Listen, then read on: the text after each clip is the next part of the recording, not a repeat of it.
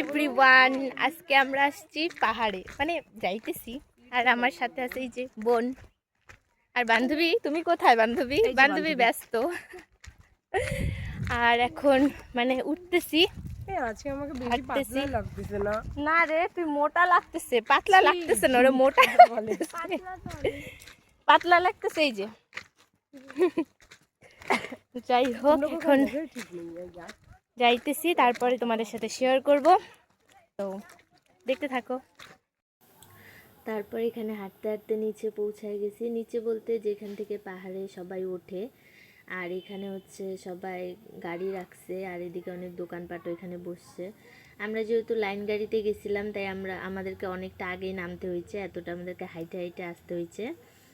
আর যারা এমনিতে গাড়ি ভাড়া করে আসছে তারা এখানেই আসছে। তো সামনেই একটা এখানে পূজা হয়েছে, তো এখানে আমরা একটু ঠাকুরকে দর্শন করে নিলাম। এদিকে যে বাবা মা ওরাও গেছিলো।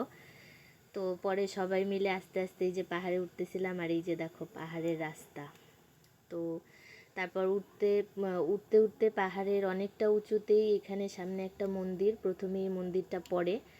তো আমি যেহেতু সকালে বাড়িতে মানে এখানে পূজা টুজা দিয়ে গেছিলাম, তাই ওখানে পূজা দেই নাই, কিন্তু হচ্ছে মন্দিরের ভেতরে যাই ঠাকুর দর্শন করার জন্য। তো আর আমার ক্যামেরাম্যান ছিল আমার বান্ধবী। তো ওইদিকে মা আমি আমরা মন্দিরের ভেতরে ঢুকি ঠাকুর দর্শন করার জন্য। তো তারপরে ওখান থেকে মন্দির থেকে বেরোয় আবার সবাই মানে উঠতেছে উপরে। এদিকে মা কার সাথে কথা বলতেছিল জানি না। তো মা ওরা আবার উপরে উঠতেছিল, আর আমরা এদিকে একটু বসে রেস্ট করে নিতেছিলাম, কারণ অনেকটা ক্লান্ত লাগতেছিল। তাই এদিকে আমি আর আমার বান্ধবীরা বসে একটু রেস্ট করে নিলাম। তারপরে ভাবলাম যে না, অনেক রেস্ট হইলো, এবার আবার হাঁটা শুরু করি। তারপর হাঁটতে হাঁটতে এই যে জায়গাটায় আসলাম। এটা অনেকটাই উপরে, কিন্তু ওই জায়গাটা সত্যি খুবই সুন্দর। ওপর থেকে জায়গাটা মানে এতটা সুন্দর লাগতেছিল। তারপর আমরা নিচে চলে যাই, ওখানে গিয়ে অনেকগুলো ফটো তুলি, ভিডিও করি। আর জলটা এতটা ঠান্ডা ছিল, খুব ভাল লাগতেছিল। তারপর অনেক ভিডিও টিডিও করি। তারপর আমরা ওখান থেকে পাহাড় থেকে নিচে নেমে আসি, কারণ আমরা যেহেতু লাইন গাড়িতে গিয়েছিলাম, আর তারপর আমরা গাড়ি পাবো না, আর অনেকটা দেরিও হয়ে যাচ্ছিল, তাই আমরা আর উপরে উঠিনি, নিচে নেমে আসি। আর যখন নামছি তখন দেখি বাপরে, আগের তুলনায় আরও অনেক বেশি ভিড় হচ্ছিল, আর সবাই আসছিল। তো আমরা ভাবছিলাম এরা এখন আসতেছে, ওরা কখন বাড়ি যাবে।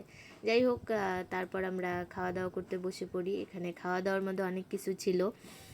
এখানে ছিল পনির, মুগের ডাল, চানার ডাল, একটা নিরামিষ সবজি ছিল, আচার ছিল, অনেক কিছু ছিল। আর রান্নাগুলো খুব ভালো ছিল। তো এখানে বসে খাওয়া দাওয়া করে নিই। তারপর খাওয়া দাওয়া করার পর এখানে অনেকগুলো দোকানপাটও বসছিল। তো অনেক কিছুরই দোকান বসছিল। তো এখান থেকে ওরা কুলফি খাচ্ছিল, আমি খাইনি, কারণ আমার একটু গলার প্রবলেম ছিল তাই। তো ওরা খাচ্ছিল কুলফি। তো আর এদিকে যখন দেখলাম আমি বড়ই মাখা বিক্রি হচ্ছে, আমার তো ফেভারিট একটা জিনিস, তো আমি তখন বড়ই মাখা কিনে নিলাম। আমার খুব ভাল লাগে খাইতে। তো তারপর আমি এখান থেকে বড়ই মাখা কিনে নিয়ে মানে দেখো বড়ই মাখাটা কি সুন্দর। তারপর বড়ই মাখা কিনে এদিকে খাচ্ছিলাম, আর খাইতে খাইতে আমি যাইতেছিলাম, কারণ কি আমাদের অনেকটা হাইটে হাইটে যাইতে হবে, তার জন্য আমি খাই খাই যাইতেছিলাম। আর যাই আমরা এই যে দাঁড়ায় আছি, কারণ আমরা গাড়ি পাচ্ছিলাম না, তখন গাড়ি ছিল না। তারপর অনেকক্ষণ দাঁড়ায় থাকার পর ফাইনালি আমরা একটা অটো পাই, এই যে। তারপর সেই অটো ধরে সোজা বাড়ি চলে আসি। তো আমার ব্লগটা এই পর্যন্তই। ভালো লাগলে একটু লাইক করে দিও। তো টাটা সবাইকে।